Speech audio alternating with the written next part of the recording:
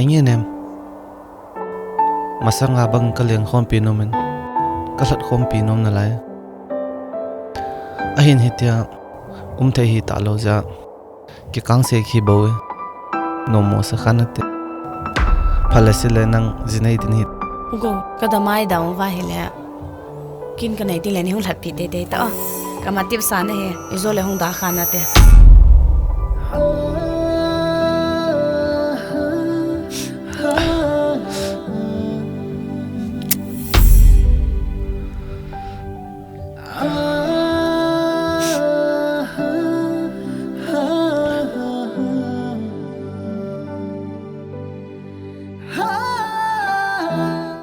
mong mong đây bộ ấy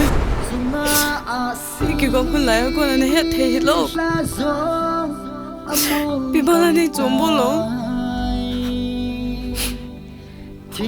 boy cái bị là all in say thì cái hôm nào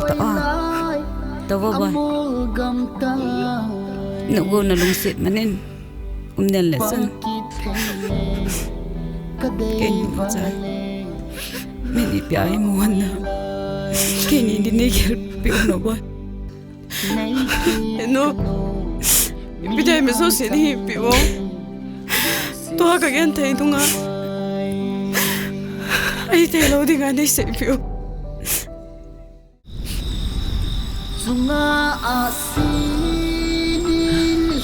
nem ki lungset hi han ham ka tela hi lo zo dan hena apa hoi lai amul gam tai pakit thele kadai vale na pa hoi lai nei tu kanu mi ang tang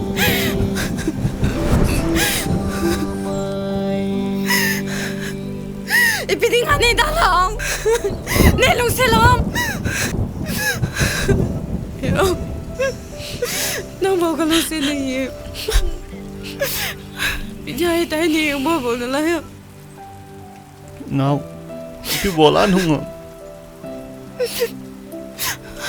non he dole pi agial de ham cho ki nung lyo chin ki nung le no ne nang bawa kalau sini. Yo nang ada ngabau kaya. nào hi thei de thu se kom me tia thu mo se se ngai pu cho nung thei Ngai boy ya ken boy se ke punange.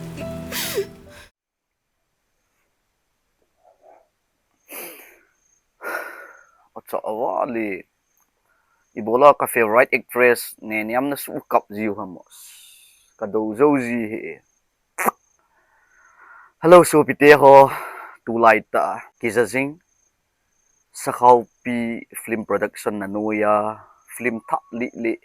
kilungset ihim ti film tha khat hong su do kitan ade de anunga gol lang ho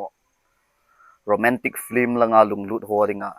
mi thikiti na phat le ni khu hi ong lung kita na kilungset ihim iti se se iga anga ya hala chun thilun lun thasit sin omin na ichinama en jom jacket sin ivet jong liao ne niam kinu naga akimu jo he kadde ka hat hi ki bot do nang tul jep nan kini la kalung ai jingin go go le ne niamin nasata Vietnam ta hin tho kilungset ihim ti sakhau pi film production na nuya hung ki bol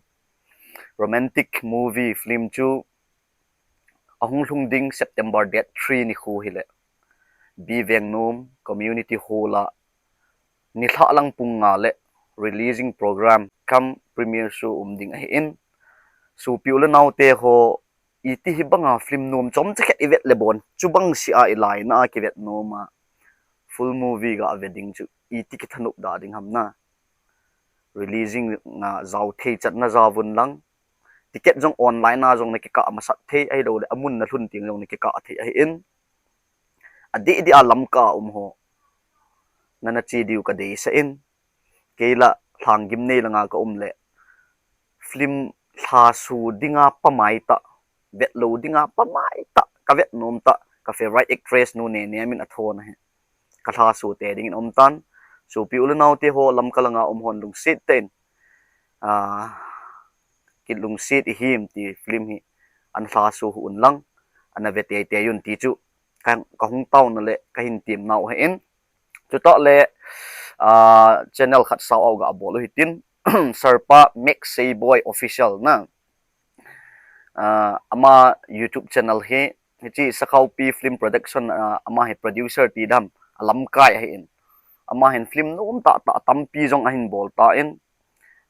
a YouTube channel ga check ngun lang make say boy official ki ti khu ga check leo chun film num ta ai lo Israel langa Vietnam ta ho hin bol he in so piul now te on subscribe yong na bol pe un ti chu kan sei na in okay so piul now te ho kilung sit him ti film atha li hung su